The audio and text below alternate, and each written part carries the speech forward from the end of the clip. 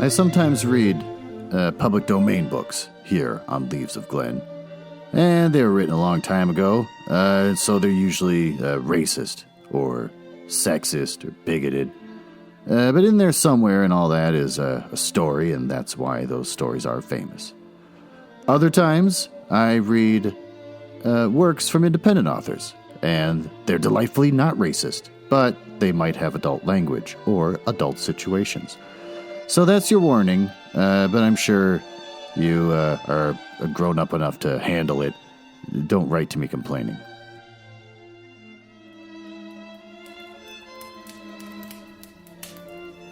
Oh, welcome to the mansion of Leaves of Glen. It's a fun little bit where I pretend to live in a mansion and not just recording in my basement.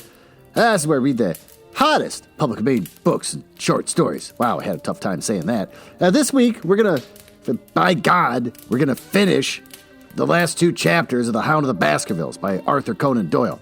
The last two I don't care if it takes 3 hours, an episode no one's going to listen to finish this damn book. I want to get it behind me. I have other stuff I want to read. Fun things that don't piss me off. Want to learn about the author? Okay. Sir Arthur Ignatius Conan Doyle was born the 22nd of May, 1859, died the 7th of July, 1930. Oh, he's a British writer and physician. He created the character Sherlock Holmes in 1887 for A Study in Scarlet, the first of 4 novels and 56 short stories about Holmes and Dr. Watson. 56. The Sherlock Holmes stories are milestones, every single one of them, in the field of crime fiction.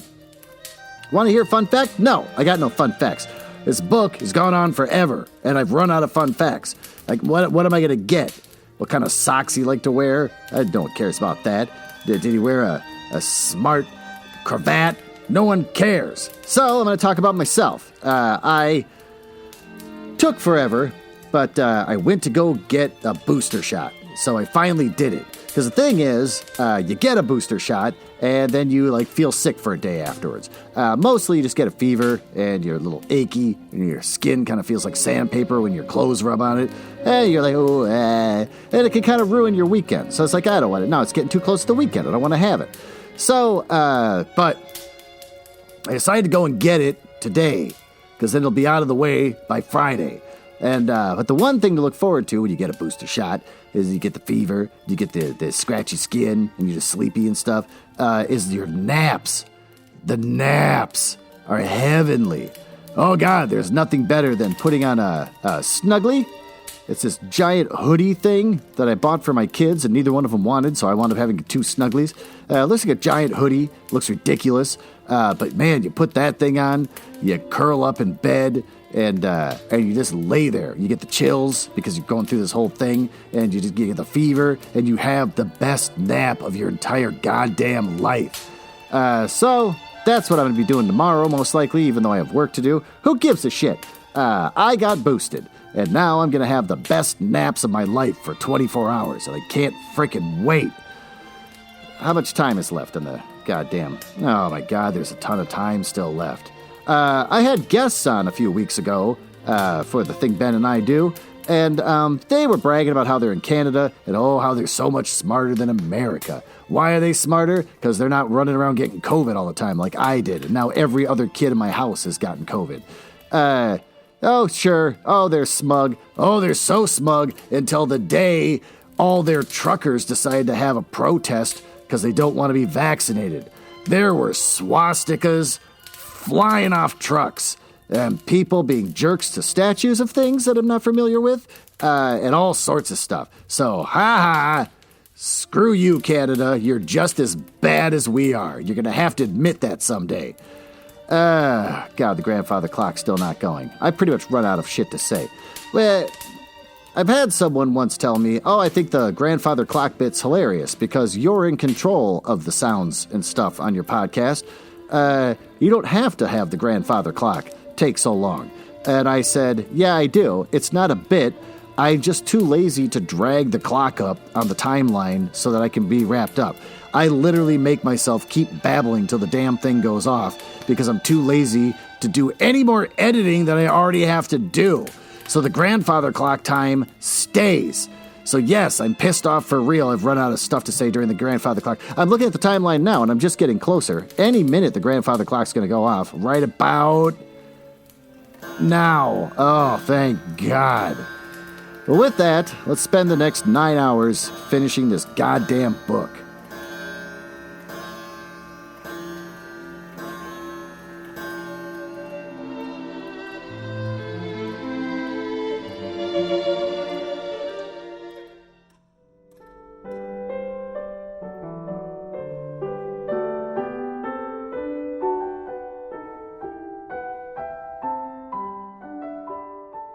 All right, no intro talk. Let's just dive into this turd fest. Chapter 14. The Hound of the Baskervilles. Finally getting to the point. Yay. One of Sherlock Holmes' defects. He has a defect. If indeed one may call... Oh, so he's already calling him out. Hold on. Looking at my watch. There's a person at my front door. Don't give a shit. I have to finish this frickin' book. One may call it a defect, was that he is exceedingly loath to communicate his full plans to any other person until the instant of their fulfillment. Partly, it came, no doubt, from his own masterful nature, which loved to dominate and surprise those who were around him. Partly, also from his professional caution, which urged him never to take any chances. The result, however, was very trying for those who were acting as his agents and assistants.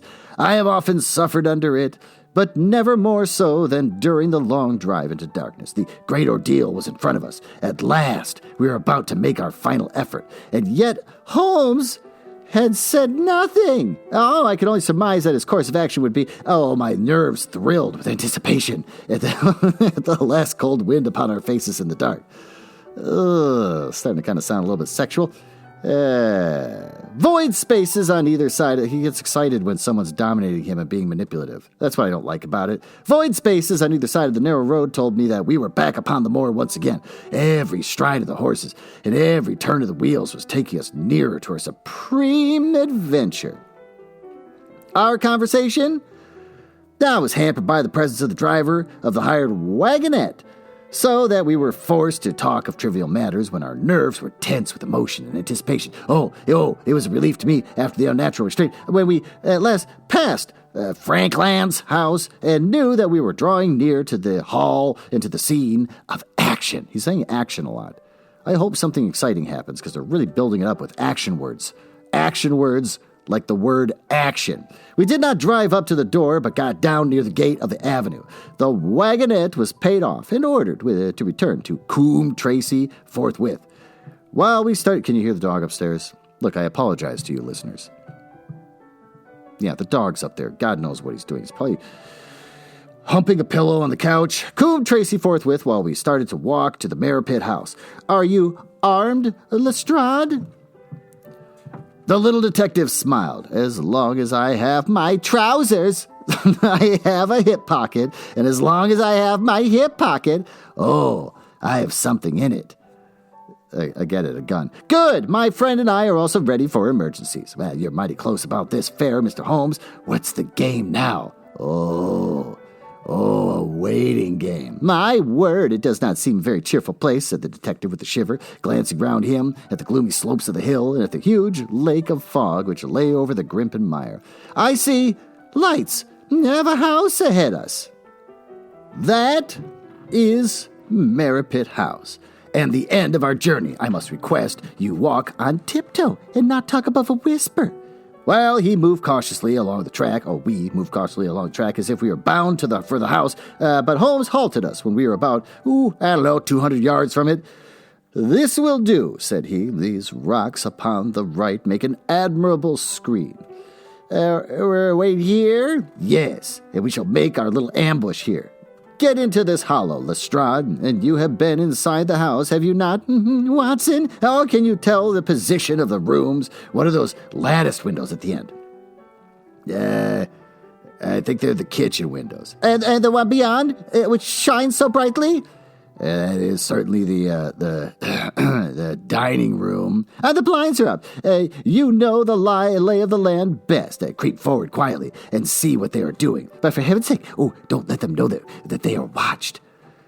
I tiptoed down the path and stooped behind the low wall which surrounded the stunted orchard. Creeping in shadow, I reached a point whence I could look straight through the uncurtained window. There were only two men in the room, Sir Henry and Stapleton. They sat with their profile towards me on either side of a round table. Both of them were smoking cigars, and coffee and wine were in front of them. Gross. That's the weirdest mixture. Is that like a pre-Red Bull and vodka situation? Back in ancient times? Stapleton was talking with animation, but the baronet looked pale and distrait. Yeah, distrait. Not distraught, distrait. I'm going to look that one up. What does distrait mean? Just not straight? You're bent? Distracted or absent-minded? Okay, fine. Well, that was a waste of all of our time. Oh, looks like my booster shot's kicking in. Perhaps the thought of that lonely walk across the ill-omened moor was weighing heavily upon his mind. As I watched them, Stapleton rose and left the room, while Sir Henry filled his glass again and leaned back in his chair, puffing at his cigar. I heard the creak of a door, and the crisp sound of boots upon gravel, and the steps passed along the path on the other side of the wall, which under I crouched. Looking over, I saw the naturalist pause at the door of an outhouse, gross, in the corner of an orchard, pervert, stop watching him poop. A key turned in a lock, and as he passed, in there was a curious scuffling noise from within.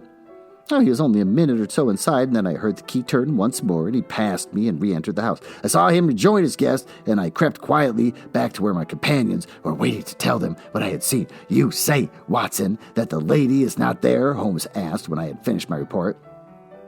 "No." Where could she be, then, since there is no light in any other room except the kitchen? Well, she can sit in the dark. She's a human being. It's natural. Maybe she's depressed. I cannot think where she is. Well, maybe she's depressed, sitting in her bedroom. I have said that over the great Grimpen Mire there hung a dense white fog. It was drifting slowly in our direction and banked itself up like a wall on that side of us, low but thick and well-defined. The moon shone on it. And it looked like a great shimmering ice field, with heads upon it, with heads of the distant tors of rocks borne upon its surface. Holmes' face was turned toward it, and he muttered impatiently as he watched its sluggish drift. It's moving towards us, Watson. Is that serious? Oh, very serious indeed. The one thing upon this earth which could have disarranged my plans. Oh, he can't be very long now. It's already 10 o'clock. Our success and even his life may depend upon his coming out before the fog is over the path. Oh, the night was clear and fine above us. Oh, the stars shone cold and bright, while a half-moon bathed the whole scene in a soft, uncertain light. Before us lay the dark bulk of the house, its serrated roof and bristling chimneys hard outlined against its silver-spangled sky. Broad bars of golden light from the lower windows stretched across the orchard and the moor. One of them was suddenly shut off, and the servants had left the kitchen. They only made the lamp in the dining room where the two men, the murderous host and the unconscious guest, still chatted over their cigars. Every minute, that white woolly plain which covered one half of the moor was drifting closer and closer to the house. Already the first thin wisps were curling across the golden square of the lighted window, and the farther wall of the orchard was already invisible, and the trees were standing out of a swirl of white vapor. As we watched the fog wreaths came crawling round both corners of the house and rolled slowly into one dense bank on which the upper floor of the roof floated like a strange ship upon a shadowy sea. Holmes struck his hand passionately upon the rock in front of us and stamped his feet in impatience. If he isn't out of the quarter of an hour, the path will be covered. In half an hour, we won't be able to see our hands in front of us. Shall we move further back upon higher ground? Yes, I think it would be well.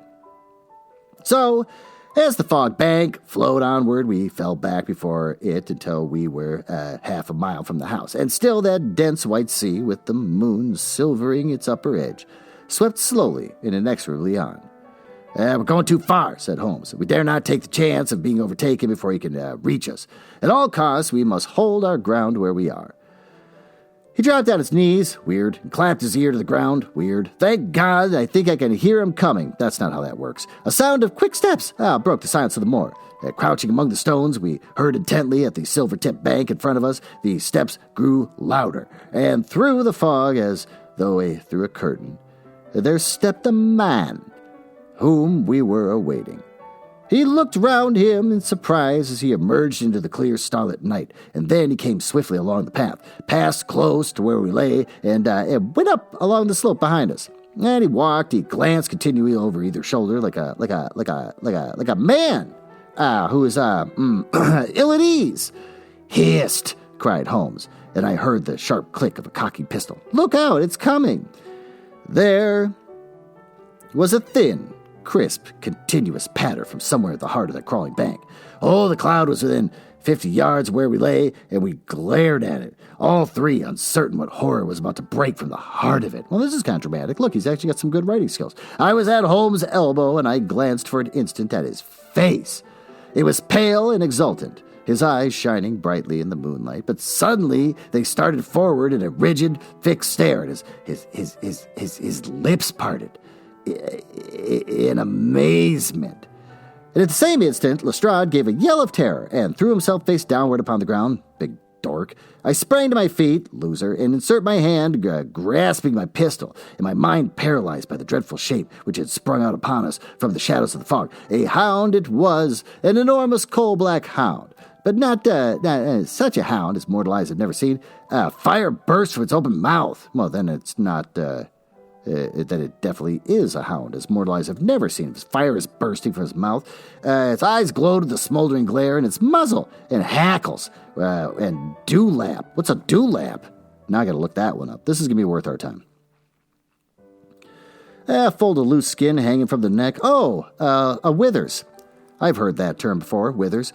Were outlined in a flickering flame. Never in the delirious dream of a disordered brain could anything more savage, more appalling, more hellish be conceived than the dark form, the savage face which broke upon us in the wall of fog. Oh, with long bounds, the huge black creature was leaping down the track, following hard upon the footsteps of our friend. So paralyzed were we by the apparition that we allowed him to pass before we recovered our nerve. Then Holmes and I both fired together.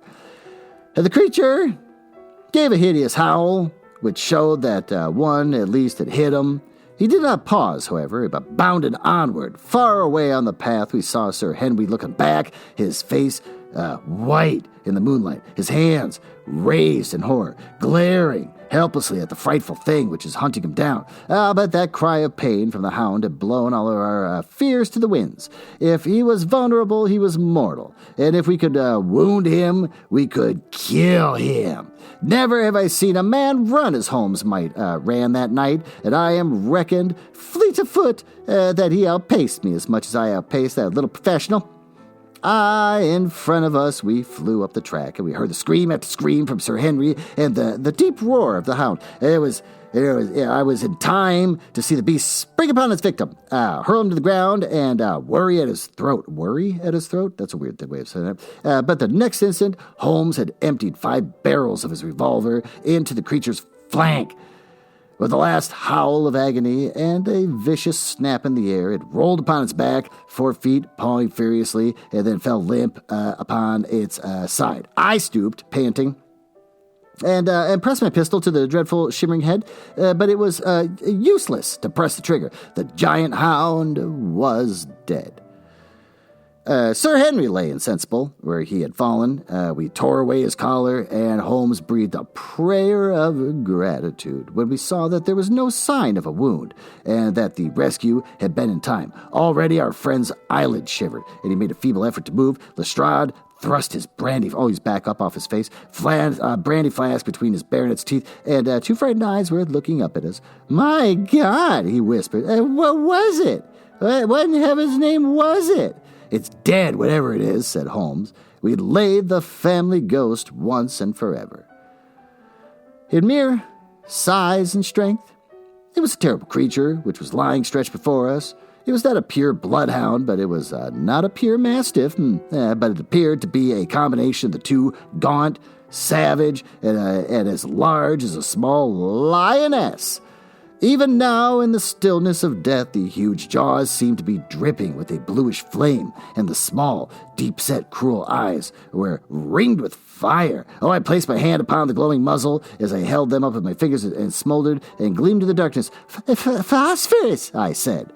A cunning, preparation of it," said Holmes, sniffing at the dead animal. "There's no smell which might have interfered with the power of the scent. We owe you a deep apology, Sir Henry, for having exposed you to this fright. I was prepared for a hound, but not for such a creature as this, and the fog gave us little time to receive him." Okay, so they starve a dog, and they train him to go after a certain person. Why add the phosphorus, like the burning eyes and mouth? What's the point? What do you gain from that? In case the guy escapes? And then he's like, wow, that thing had a glowing mouth. What's the point? Just have a giant dog attack you, and if you manage to escape, you're like, my God, there's a giant dog out there trying to attack me. Is as terrifying. You don't need the glowing mouth. But whatever. If anything, the poor dog's terrified because it has phosphorus burning on this weird face mask or something, whatever the hell it's wearing. "You've saved my life, having first endangered it. Are you strong enough to stand?" "Give me another mouthful of that brandy, and I should be ready for anything. So, now, if you will help me up, what do you propose to do?" "I had to leave you here. You're not fit for further adventures tonight." Ooh, the word adventures again. "And if you will wait, one or other of us will go back with you to the hall." He tried to stagger to his feet, but was still ghastly pale and trembling with every limb, so we helped him to a rock. Yeah, where he sat, shivering, with his face buried in his hands. You big puss. "And then we must leave now," said Holmes. "The rest of our work must be done, and every moment is of importance. We have our case, and now we only want our man. It's 1,000 to 1 against your finding him at the house," he continued as we retraced our steps swiftly down the path. "Those shots must have told him that the game was up." I was thinking the same thing. Well, good. The author is actually inside the mind of the reader. He's dead, but he's in my mind. We were some distance off, and this fog may have deadened him. He followed the hound to call him off. Of that you can be certain. No, he's gone by this time, and we'll search the house and make sure. The front door was open, so we rushed in and hurried from room to room to the amazement of the doddering old manservant who met us in the passage. There was no light save in the dining room, but Holmes caught up the lamp and left no corner of the house unexplored. No sign could we see of the man whom we were chasing. On the upper floor, however, one of the bedroom doors was locked. "There's someone in there," cried Lestrade. I could hear a movement. "Open this door!" Exclamation point. Faint moaning and rustling came from within, and Holmes struck the door just over the lock with the flat of his foot. Oh, he did a little karate kick. And it flew open. Man, he's good at karate. Pistol in hand, we all three rushed into the room, but there was no sign from within it that the desperate, defiant villain whom we expected to see. Instead, we were faced by an object so strange and so unexpected that we stood for a moment, staring at it in amazement. The room had been fashioned into a small museum, and the walls were lined with a number of glass-topped cases full of the collection of butterflies and moths, and the formation of which had been the relaxation of his complex and dangerous men. In the center of this room, there was an upright beam which had been placed at some period as a support for the old worm-eaten bulk of timber which spanned the roof. To this post a figure was tied. Oh, gross. So swathed and muffled in the sheets which had been used to secure that one could not, for the moment, tell whether that was a man or a woman. One towel passed around the throat and was secured at the back of the pillar. Another covered the lower part of the face. And over it, 2 dark eyes, eyes full of grief, shame, and a dreadful questioning, stared back at us. In a minute, we had torn off the gag and unswathed the bonds, and Mrs. Stapleton sank to the floor in front of us. As her beautiful head fell upon her chest, her head fell upon her own chest, I saw the clear red wheal of whiplash across the neck. "The brute!" cried Holmes. "Here, Lestrade, your brandy bottle. Put her in the chair. She has fainted from ill usage and exhaustion." Oh, yeah, this is getting pretty disturbing. She opened her eyes again. "Is he safe?" she asked. "Has he escaped?" "He cannot escape us, madam." No, I did not mean my husband. Sir Henry, is he safe?" "Yes." "And the hound?" "It's dead." She gave a long sigh of satisfaction. Thank God, exclamation points. "Oh, this villain," exclamation point. "See how he treated me," exclamation point. She shot her arms out from her sleeves, and we saw with horror that they were all mottled with bruises. But this is nothing. Nothing. It is my mind and soul that he has tortured and defiled, and I could endure it all. Ill usage, solitude, and the life of deception, everything, as long as I could still cling to the hope that I had his love. But now I know that in this also I have been his dupe and his tool. She broke into a passionate sobbing as she spoke. You bear him no goodwill, madam, said Holmes. Tell us then where we shall find him, and if she'll ever aid him in evil, help us now so as to atone. There is but one place where he had fled, she answered. There is an old tin mine on an island in the heart of the mire. It was there that he kept his hound, and it is there also that he had made preparations so that he might have a refuge. That is where he would fly. Well, the fog bank lay like white wool against the window. Holmes held the lamp toward it. See, said he, no one could find his way to the grip of mire tonight. She laughed and clapped her hands, and her eyes and teeth gleamed with fierce merriment. He may find his way in, but never out, she cried. How can he see the guiding wands tonight? Oh, we planted them together, he and I, to mark the pathway through the mire. Oh, if I could only have plucked them out today, then indeed you would have him at your mercy! Exclamation point. Oh, it was evident to us that all pursuit was in vain until the fog had lifted. Meanwhile, we left Lestrade in possession of the house, while Holmes and I went back with the baronet to Baskerville Hall. Burp. That wasn't me. That was the booster shot. The story of the Stapletons could no longer be withheld from him, but he took the blow bravely when he learned the truth about the woman whom he had loved. But the shock of the night's adventures had shattered his nerves, and before morning he lay delirious in a high fever under the care of Dr. Mortimer. The two of them were destined to travel together around the world before Sir Henry had become once more the hale, hearty man that he had been before he became master of that ill-omened estate. And now I come rapidly to the conclusion, really rapidly now, of this singular narrative, in which I have tried to make the reader share those dark fears and vague surmises which clouded our lives so long and ended in such a tragic manner. On the morning after the death of the Hound, the fog had lifted, and we were guided by Mrs. Stapleton to the point where they had found a pathway through the bog. Well, it helped us to realize the horror of the woman's life when we saw the eagerness and joy with which she had laid us on her husband's track. We left her standing upon the thin peninsula of firm, peaty soil which tapered out to the widespread bog. From the end of it, a small wand planted there and showed that their path zigzagged from tuft to tuft of rushes among those green scummed pits and foul quagmires which barred the way to the stranger.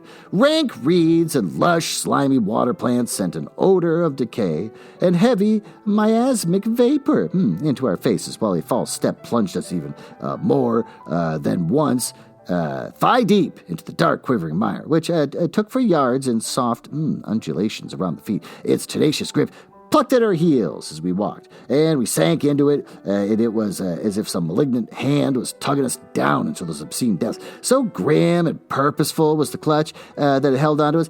Once only we saw a trace that someone had passed that perilous way before us. From amid a tuft of cotton grass which bored up out of the slime, some dark thing was projecting. Holmes sank to his waist as he stepped from the path to seize it, and we had not been there to drag him out, but we could never have set his foot upon the firm land again. Oh, he held it, an old black boot in the air. Myers, Toronto, was printed on the leather inside. It is worth a mud bath, said he.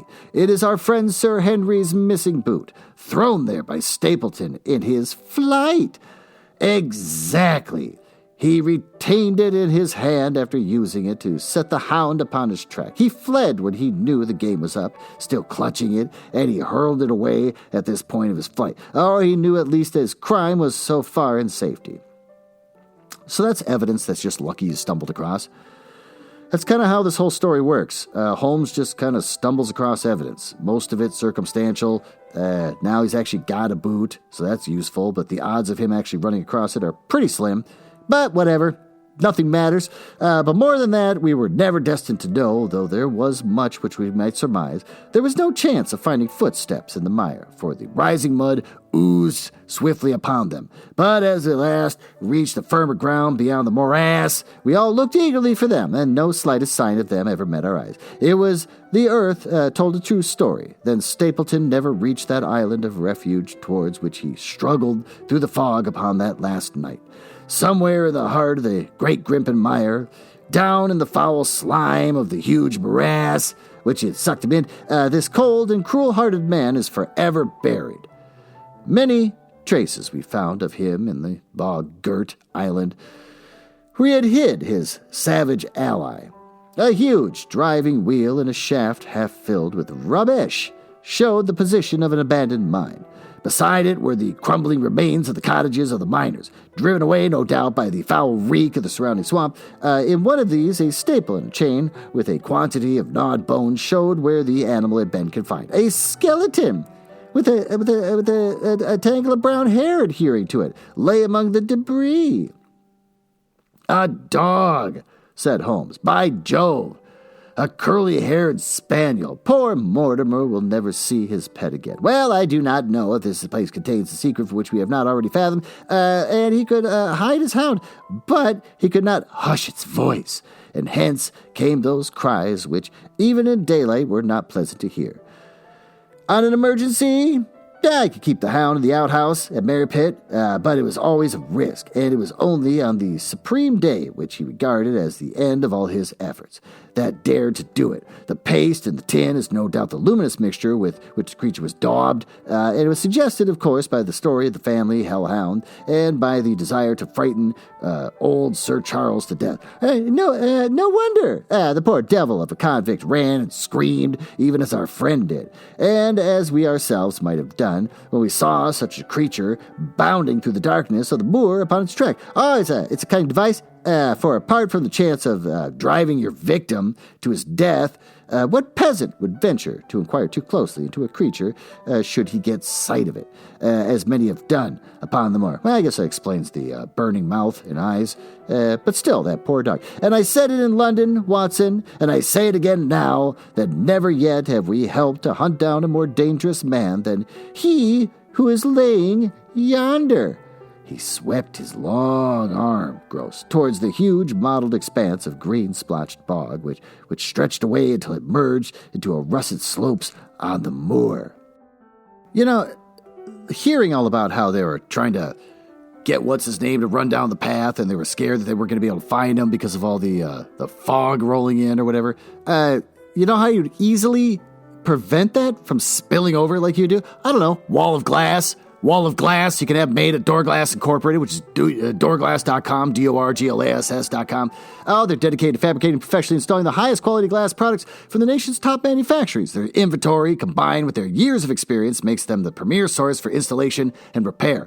They approach every project with the same goals: professionalism, integrity, and they're discreet. If you need to make a wall of transparent glass, burp. Again, that's the booster shot. That's not me. I'm usually more professional than that. They'll do it, and they won't tell anyone about it because they're discreet. Oh, they'll build a big, giant barrier of glass to keep that fog over there and get it out of your way when you're trying to hunt down a hound. What do? Commercial storefronts, automatic entrances, windows, patio doors, mirrors, shower doors, installation, repair, and they'll design and build any goddamn thing you want. Do you want a wall of glass? They'll make a wall of glass. They don't care. They'll bring it in. However you need to do it. They'll bring it in on like little four-wheelers or whatever they got to do, getting out there in the bog and everything. They'll bring it in on like little boats. Doesn't matter. They'll do it if you pay them enough. They'll make whatever the hell you want, including a wall of glass to keep the fog the fuck over there. Their clients are Pottery Barn, Williams-Sonoma, Sherwin-Williams, Portillo's, which I guess makes sandwiches. Don't care. The Salt Cave, which is a store in Minneapolis. It's a place. It's a place where you go where all the walls are made of salt. You're supposed to like meditate and do yoga and a lot of other white people shit. But don't touch it. Whatever you do, don't touch those goddamn walls. They're made of salt. And if you touch them, you're going to get your hand grease all over them. And Applebee's. But with that, why don't we take a little break?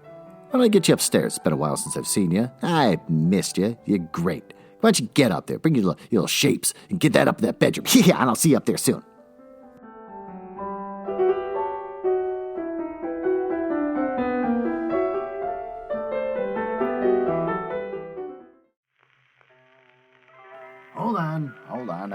dropped my frickin' phone coming up the stairs of my mansion. I broke the corner of my screen. What the hell are you supposed to be? Yeah, some sort of cowboy? You dress as a cowboy? Let me guess. You got a romance book you're going to give me about cowboys? Over here on the bed. Yeah, there it is. Star Bright by Katherine Anderson. It's got a cowboy right on the goddamn cover. And a couple horses running. It's got a little sticker on it that says special value price, so that must be nice. It's probably an unheard of author that just dying for someone to read their stuff, so they're going to give you a special value. New York Times best-selling author Katherine Anderson. It's a sham. The New York Times best-selling author is always a scam. And, okay, fine. Presents an emotionally compelling story about the hard-as-nails, fiercely loyal Harrigan family. Faking her own death to escape a murderous husband, Renee Hall takes refuge in a rural community of Crystal Falls, Oregon, where she starts work as a bookkeeper on a horse ranch run by a rugged, dangerously good-looking Parker Harrigan. Parker's word is his honor, and he can't tolerate liars. When he realizes that Rainey, hasn't been truthful to him, he's furious. Then, concerned. Clearly, she's a woman in trouble, and if she'll trust him, he'll do right by her. But as their attraction blossoms into a deep and thrilling passion, Rainey, I don't know how to pronounce this name, fears that her mere presence could jeopardize everything the Harrigan, all these names are impossible, family holds dear. You can find this ridiculous book, Star Bright by Katherine Anderson, at February 8th at Amazon, Barnes & Noble, Books A Million, Bookshop.org, Hudson Booksellers, IndieBound, Powell's, Target, and burp. Oh, another burp. It's not my fault. It's the shot. Walmart. So with that, take that goddamn cowboy hat off and just put on some normal clothes, and I'll meet you back down in the library where we can try to finish this frickin' book.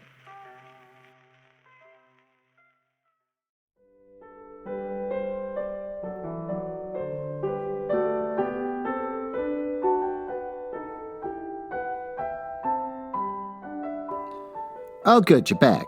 And you're still wearing the stupid hat. I hate you. Well, Chapter 15, a retrospection. How much you want to bet? This is a throwaway chapter that means almost nothing.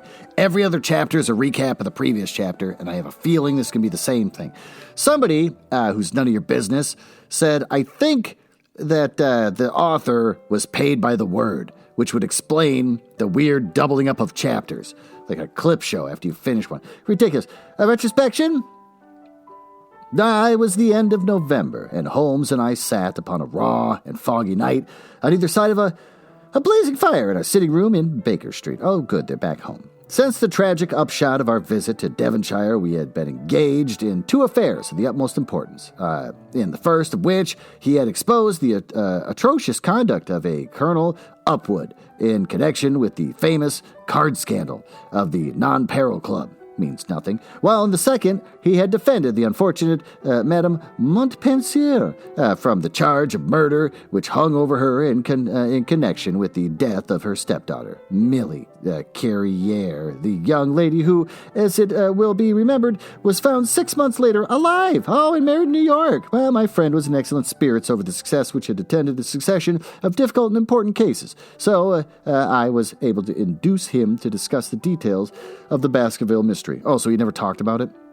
Like, even on the ride home, he's just like, shut up, not talking about it. We got other stuff to do. Just sat there quietly for like 12 days until he finally got back to London. I had waited patiently for the opportunity, for I was aware that he would never permit cases to overlap, and that his clear and logical mind would not be drawn from its present work to dwell upon memories of the past.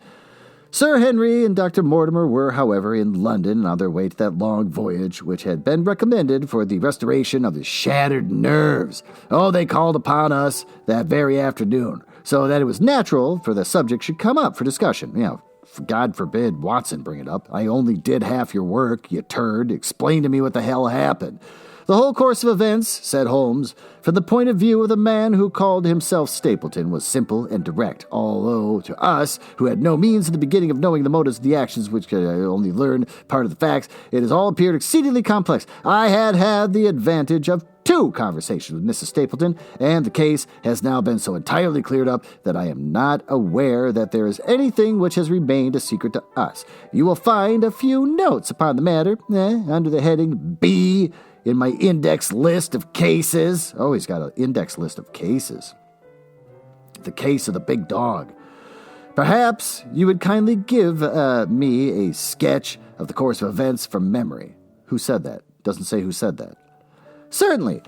Though I cannot guarantee that I carry all the facts in my mind, intense mental concentration has a curious way of blotting out what had passed. The barrister, who has his case at his fingers' ends and is able to argue with an expert upon his own subject, finds that a week or 2 of the courts will drive it all out of his head once more. So each of my cases displaces the last, and Mill career, whatever, has blurred my recollection of Baskerville Hall. Great, so you're a moron. Tomorrow, you literally got chased down by a giant dog with a burning mouth and eyes. And you're like, nah, I forgot it. Tomorrow, some other little problem may be submitted to my notice, which will in turn dispossess me, the fair French lady and the infamous Upwood. So far as the case of you and the Hound goes, however, I will give you the course of events as nearly as I can, and will suggest anything which I may have forgotten. Man, that was wordy. My inquiries show beyond all question that the family portrait did not lie. Yeah, great. And that this fellow was indeed a Baskerville. Oh, he's the son of that Roger Baskerville, the younger brother, Sir Charles, who fled with a sinister reputation to South America, where he is said to have died unmarried. And did, as a matter of fact, marry. And he had 1 child. This fellow, whose real name is the same as his father's, he married Beryl Garcia, one of the beauties of Costa Rica, and having purloined a considerable sum of public money, he changed his name to Vandeleur and fled to England, where he established a school in the east of Yorkshire. His reason for attempting the special line of business was that he had struck up an acquaintance with a consumptive tutor upon the voyage home, and that he had used this man's ability to make the undertaking a success. Fraser, the tutor, died, and the school, which had begun sank from the disrepute into infamy. The Vandeleurs found it convenient to change their name to Stapleton and brought the remains of his fortune, his schemes for the future, and his taste for entomology to the south of England. I learned at the British Museum that he was a recognized authority upon the subject, and that the name of Vandeleur has been preeminently attached to a certain moth which he had in his Yorkshire days been the first to describe. We now come to that portion of his life which has proved to be such intense interest to us. The fellow had evidently made inquiry and found that only 2 lives intervened between him and the valuable estate, and when he went to Devonshire, his plans there, I believe, exceedingly hazy, but that meant mischief from the first, is evident from the way in which he took his wife, with him and his character, his sister. The idea of using her as a decoy was clearly already in mind, though he may not have been certain how the details of the plot were to be arranged. He meant in the end to have the estate, and he was ready to use any tool or run any risk for that end. His first act was to establish himself as near to an ancestral home as he could, and his second was to cultivate a friendship with Charles Baskerville and with the neighbors. The baronet himself told him about the family hound, and so he prepared the way for his own death. Stapleton, as I will continue to call him, knew that the old man's heart was weak and that a shock would kill him. So much he had learned from Dr. Mortimer that he had heard also that Sir Charles was superstitious and had taken the grim legend very seriously. His ingenious mind instantly suggested a way by which the baronet could be done to death, and yet it would be hardly possible to bring home the guilt to the real murderer. Having conceived the idea, he proceeded to carry it out with considerable finesse, and an ordinary schemer would have been content to work with the savage hound. The use of artificial means to make the creature diabolical was a flash of genius upon his part. The dog was brought to London from Ross and Mangles, the dealers in Fulham Road. It was the strongest and most savage in their possession. Now he brought it down to the North of Devon line and walked a great distance over the moor so they could get it home without exciting any remarks. He had already on his insect hunts learned to penetrate the Grimpen mire, and so had found a safe hiding place for the creature. Here he kennelled it and waited in his chance. But it was some time coming. The old gentleman could not be decoyed outside on the grounds at night. Several times Stapleton lurked about with his hound, but without avail. Oh, and it was during these fruitless quests that he, or rather his ally, was seen by peasants. And that the legend of the demon dog received a new confirmation. Oh, he had hoped that his wife might lure Sir Charles to his ruin, but here she proved unexpectedly independent. Yeah, a woman who's independent, would not endeavor to entangle the old gentleman into a sentimental attachment which might deliver him over to his enemy. Threats, and Evie, I'm sorry to say, blows, refused to move her. She would have nothing to do with it, and for a time Stapleton was at a deadlock. He found a way out of his difficulties through the chance that Sir Charles, who had conceived a friendship with him, made him the minister of his charity in the case of his unfortunate woman, Mrs. Laura Lyons, by representing himself as a single man. He acquired complete influence over her and gave her to an understanding that in the event of obtaining a divorce from her husband, he would marry her. And his plans were suddenly brought to a head by his knowledge that Sir Charles was about to leave the hall.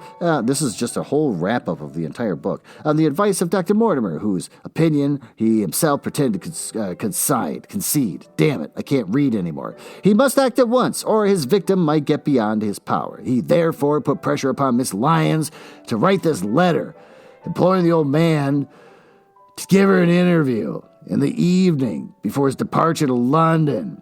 And then by a specious... Why can I not say this word? Now I'm going to look it up. Specious.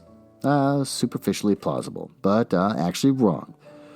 Specious argument prevented her from going, and so had the chance for which he had waited. Driving back in the evening from Coombe Tracy, he was in time to get his hound, to treat it with the infernal paint, to bring the beast round to the gate in which he had reason to expect that he would find the old gentleman waiting. The dog, incited by its master, sprang over the wicket gate and pursued the unfortunate baronet, who fled screaming down to the Few Valley.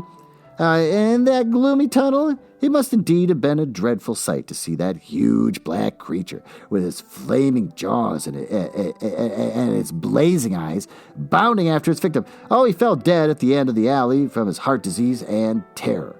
The hound kept upon the grassy border while the baronet had run down the path, so that no track but the man's was visible, and on seeing him lying still, the creature had probably approached to sniff at him, but finding him dead, had turned away again. Why is he attacking them if he's not hungry? You think he'd be eating them?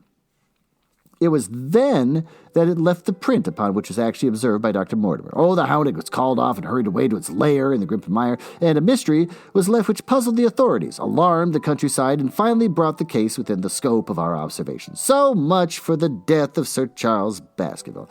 You perceive the devilish cunning of it, for really it would almost be impossible to make a case against the real murderer. His only accomplice was one who could never give him away, and the grotesque, inconceivable nature of the device only served to make it more effective. Both of the women concerned in the case, Mrs. Stapleton and Mrs. Laura Lyons, were left with a strong suspicion against Stapleton. Oh, Mrs. Stapleton knew that he had designs upon the old man and also of the existence of the hound. Mrs. Lyons knew neither of these things, but had been impressed by the death occurring at the time of an uncancelled appointment, which was only known to him. However, both of them were under his influence, and they had nothing to fear from them. The first half of his task was successfully accomplished, by the more difficult still remained. It is possible that Stapleton did not know of the existence of an heir in Canada. In any case, he would very soon learn it from his friend, Dr. Mortimer, and he was told by the latter all details about the arrival of Sir Henry Baskerville. Stapleton's first idea was that this young stranger from Canada might possibly be done to death in London without coming down to Devonshire at all. Oh my God, he distrusted his wife ever since he had refused to help them for laying a trap for the old man. He dared not to leave her long out of his sight for fear that she would lose influence over her, and it was for this reason that he took her to London with them. Oh, they lodged, I find, at the Mexiborough private hotel in Craven Street, which is actually one of those called upon by an agent in search of evidence where he kept his wife imprisoned in a room while he disguised in a beard. Followed Dr. Mortimer to Baker Street and afterwards stationed to the Northumberland Hotel. His wife had some linking of his plans, but then she had such a fear of her husband, a fear founded upon brutal ill treatment, that she did not dare to warn the man whom she knew would be in danger. If the letter should fall into Stapleton's hands, her own life would not be safe. Eventually, as we know, she adopted the expedient cutting of words which would form the message and addressing the letter as a disguised hand. Oh, it reached the baronet, who gave him the first warning of his danger. It was very essential for Stapleton to get some article of Sir Henry's attire, so that, in case he was driven to use the dog, he might always have the means of setting him upon his track. With characteristic promptness and audacity, he set about this at once, and we cannot doubt that the boots or the chambermaid of the hotel was well bribed to help him in his design. By chance, however, the first boot which was procured from him was a new one, and therefore useless for his purpose. And then he had it returned and obtained another, a most instructive incident, since it proved conclusively to my mind that we were dealing with a real hound. There's no supposition could explain this anxiety to obtain an old boot and this indifference to a new one. The more auteur and grotesque an incident is, the more carefully it deserves to be examined. And the very point which appears to complicate the case is, when duly considered and scientifically handled, the one which is most likely to elucidate it.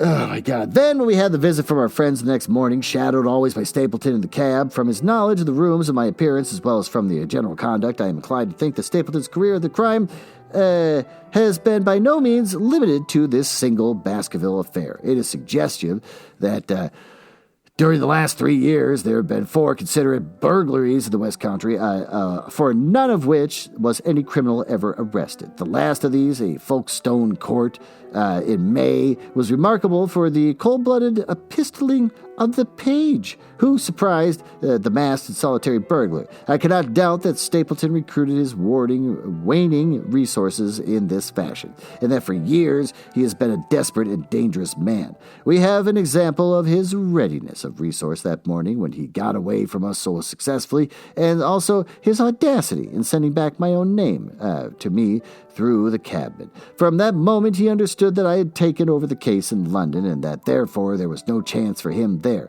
He returned to Dartmoor and awaited the arrival of the baronet. One moment, oh, thank God somebody else is talking. One moment, said I, you have no doubt described the sequence of events correctly. And there's one point which you left unexplained. What became of the Hound when its master was in London? I've given some attention to this matter, and it was undoubtedly of an importance, and there can be no question that Stapleton had a confidant, though it was unlikely that he ever placed himself in his power by sharing all his plans with him. There was an old manservant at the Mayor Pitt House, whose name was Anthony. And his connection with the Stapletons can be traced for several years, as far back as the school mastering days, so that he must have been aware that his master and mistress were really husband and wife. And this man had disappeared and escaped for the country. Well, it's suggestive that Anthony is not a common name in England, while Antonio is so in all Spanish or Spanish-American countries.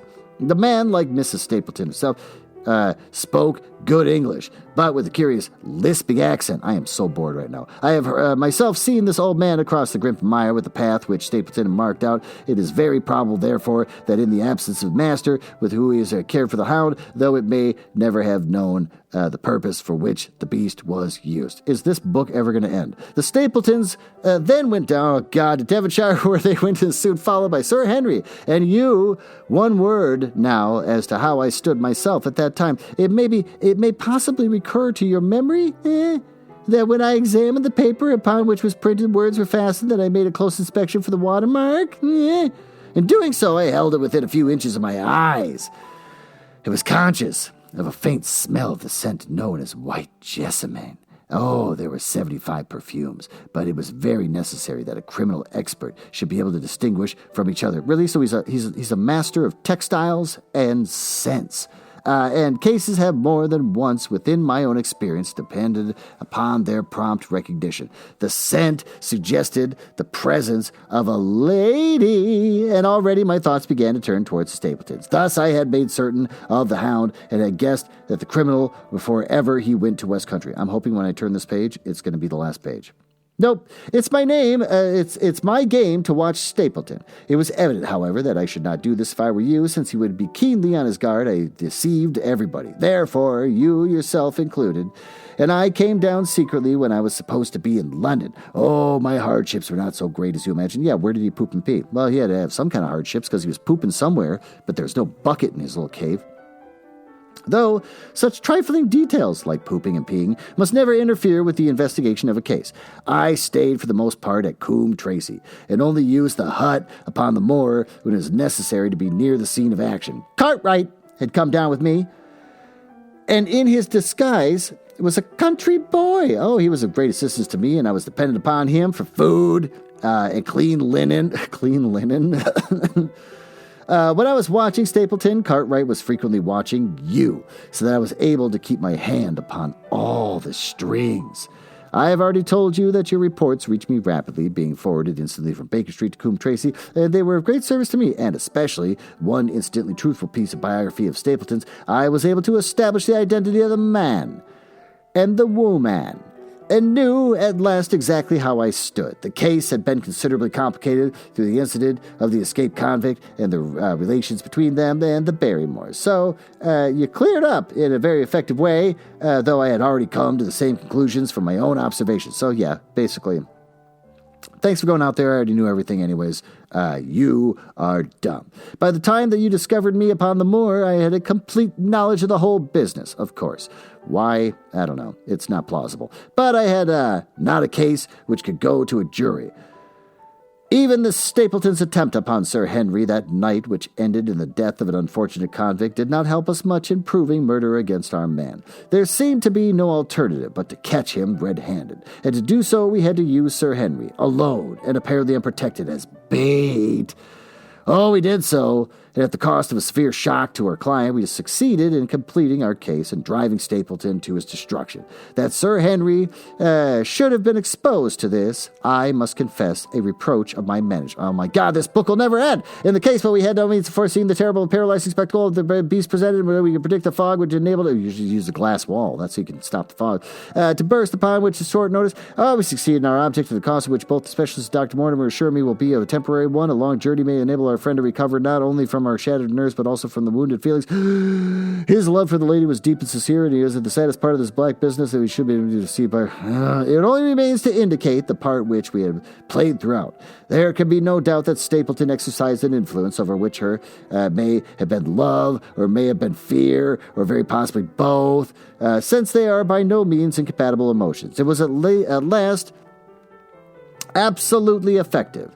At his command, she consented to pass as sister, though he found the limits of his power over her when he we already heard about this. Endured to make her a direct accessory to murder. Oh, she was ready to warn Sir Henry so far as she could without implicating her husband, and again she tried to do so. Stapleton himself seems to have been capable of jealousy, and when he saw the baronet paying court to the lady, even though it was part of his own plan, he could not help interrupting with a passionate outburst which revealed the fiery soul which his self-contained manner so cleverly concealed. By encouraging the intimacy, he made it certain that Sir Henry would frequently come to Merripit House, and that he could sooner or later get to the opportunity which he desired. And on that day of crisis, however, his wife turned suddenly against him, and he had learned something about the death of the convict. Then he knew that the Hound was being kept in the outhouse in the evening. Sir Henry coming to their dinner, which he lacks with the intended crime, with the furious scene follow, which he showed her the first time the rival of his love. Her fidelity turned into an instant to a bitter hatred, and she saw that she would betray him, so he tied her up therefore that, oh God, are we getting close to the end, that she might have no chance of warning Sir Henry, and that he hoped, no doubt, that with the whole countryside put down the baronet's death to the curse of the family, as they certainly would do, he would win his wife back to accept an accomplished fact and keep silent upon what she knew. In this, I fancy that in any case he made a miscalculation, and that if we had not been there, his doom would nonetheless have been sealed. A woman of Spanish blood? does not condone such an injury so lightly. And now, my dear Watson, without referring to my notes, I cannot give you a more detailed account of this curious case. I do not know that anything essential has been left unexplained. Please, God, let the next page be the last one. He could not hope to frighten Sir Henry's to death as he had done the old uncle with his boggy bound. With his boggy bound? An undercarriage with 4 or 6 wheels. All right, whatever. The beast was savage and half-starved. If its appearance did not frighten its victim to death, it at least would paralyze its residence, which might be offered. No doubt there only remains one difficulty. If Stapleton came unto succession, how could he explain the fact that he, the heir, had been living unannounced under another name for so close to the property? I thought the same thing. And how could he claim it without causing suspicion and inquiry? It is a formidable difficulty, and I fear that you ask too much when you expect me to solve it. The past, the present are within the field of my inquiry, but what a man may do in the future is a hard question to answer. Mrs. Stapleton has heard her husband discuss the problem on several occasions, and there were 3 possible courses. He might claim the property from South America, establish his identity before the British authorities were there, and so obtain the fortune. My God, he won't stop talking without ever coming to England at all. Or he might adopt an elaborate disguise during the short time that he might need to be in London. Or again, he might furnish an accomplice with the proofs and the papers, putting him as an heir and retaining the claim upon the proportion of his income. We cannot doubt from what he knew, from what he would have found in some way of the difficulty. And now, my dear Watson, we have some weeks of severe work, and from one evening I think we may turn our thoughts into more pleasant channels, and I have a box for Les Huguenots. You have heard the Disreckies. Might I trouble you then to be ready in half an hour so that we can stop at Marcini's for a little dinner on the way? The end! Oh, thank God! I'm never reading another Doyle book again. With that, why don't we retire to the, smoking room? I don't know what the hell this bit is anymore. We're just going to go to some other room. Let's pretend that we're not sitting in the same spot in the basement and talk about this crap.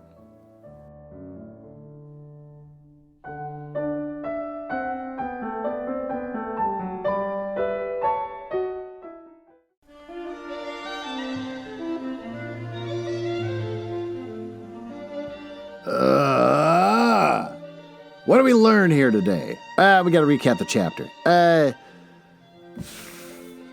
Guy who's an heir to the house wants to kill off everyone that's getting in his way. Burp. That's not my fault. That's the vaccine. So, yeah, he gets a dog and kills everyone. I don't understand how the dog is starved to go attack, but then doesn't eat anyone. You think he'd be, mauled and eaten. He just kind of scares him to death and walks away. To what? Not eat later? Doesn't make any sense.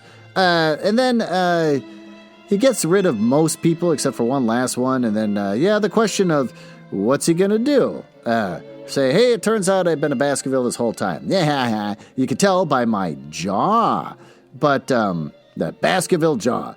But now Holmes tries to kind of explain what he might do. And I kind of lost interest and don't give a shit. If anything, I feel bad for the dog that's, I think, wearing a mask with, a mouth that's got burning eyes and a face. The poor thing's just running around, just terrified and hungry. Maybe it's wearing a mask. I don't know. Maybe that explains the reason why he didn't eat anyone, because it can't. There's nothing he can eat. How's he smelling these people he's chasing if there's burning shit on its face? Probably can't. But, the guy with the 190 IQ, he's smarter than me. What's good? The book's done. Maybe it's not that the book sucks so much that it's just not a book you should read out loud. I'm kind of wondering if that's the deal. This isn't a book you should read to somebody else with your mouth. You're supposed to just kind of ingest it quietly and just not think about it. What sucks? Well, like I've said before, the author isn't a very intelligent person. He tried to convince Harry Houdini that you actually can do magic, but you just don't even realize it. Even though Houdini's like, I can literally show you how I do my magic tricks. I'm doing magic tricks. There's rules behind it. There's a thing. I'm hiding stuff in my sleeve. That's why he's like, no. You're doing magic. You're a magic man. Which is a dumb conversation to have when you're talking to someone. It's like me saying, I don't know, if I'm the guy that takes care of the swimming pool outside, and I'm the guy, I get the chlorine levels just right, and whatever. And they go, you're magic. And I go, well, thank you, but it's not magic. It's just science. I get the chlorine levels just right, and whatever else I stick in there, pee, I don't know, whatever I do to make the pool just right for you, and the temperature. Well, you're magic. You're these magical pools of water that you lord over. Like, no, it's not magic. I literally, here's the giant bottle of chlorine that I dump in there every day. Like, no, you don't even realize you're magic. It's stupid. Also, he believed in those little girls that had the fairy photos. The fairy photos that were watercolor pictures that these girls cut out from a book that he had a short story in. He literally had a short story in the same book that these girls cut the pictures out of, which means he got a copy of that book back in 1890, I don't know, whenever he did this. He got a copy of it, and he threw it somewhere in his library and said, I don't give a crap, and then just didn't think about it. But a man who is writing about a highly intelligent sleuth that no detail goes past him, is not smart enough to write about that kind of person. So he literally has evidence right in his own library of a book that he had published, and he never put two and two together because he's remember crap. He's not a smart. I'm not trying to say I would remember that if I wrote something and then somebody else tacked on a story about fairies and had pictures in it. I'd be like, I don't give a crap. But then I wouldn't claim to be able to write about a highly intelligent person that keeps track of every detail. So what you're getting here is, I don't know, a person that's writing about... The music stopped. Now that's back again. Because I'm on a long rant right now, out of anger. A person who isn't the brightest, that once saw a teacher who is way smarter than he is, and he's smart enough to say, I should write about a character that solves crimes using the same kind of logic and the acuity of mind. And then he goes ahead and does it and basically creates a universe where everyone is really dumb and easy to push around, just dumb people doing dumb stuff, which makes this average Sherlock Holmes a genius. It's a one-eyed man in the world of the blind, is what it's created, and I didn't enjoy it. I thought it was silly, and it wasted my time. What do we learn? Well, as much as I've been picking on this author for not being the brightest guy in the world, who unfortunately decided to write about the brightest man in the world, he's not a bad guy. I actually learned from one of the fun facts, one of the more sadder fun facts, that as he was dying, he died on Monday, July 7th, 1930, in his garden, clutching a flower, and his last words were addressed to his wife, where he whispered, "You are wonderful." So he's a good guy. He's a very sweet person. That's an incredibly sweet way to pass away. I'm lucky if I could do the same thing. I'm probably going to wind up dying in a Burger King, just sitting there with my heart squeezing itself to death, and I'd be shouting at someone saying, the malt is taking too long. I want my chocolate malt. But he died in a very nice way because he's a good person. So what are we learning from this? Sure, he was a weirdo, and he wasn't the brightest person on the face of the earth who, by happenstance, decided to write about the most smartest man. If anything, it just shows humanity. And humanity is clumsy and sloppy and imperfect, but still stumbles upon greatness. So, I don't know if that made you cry. I'm not crying. I have to pee. With that, thanks for listening, and I can't wait to read something better next week.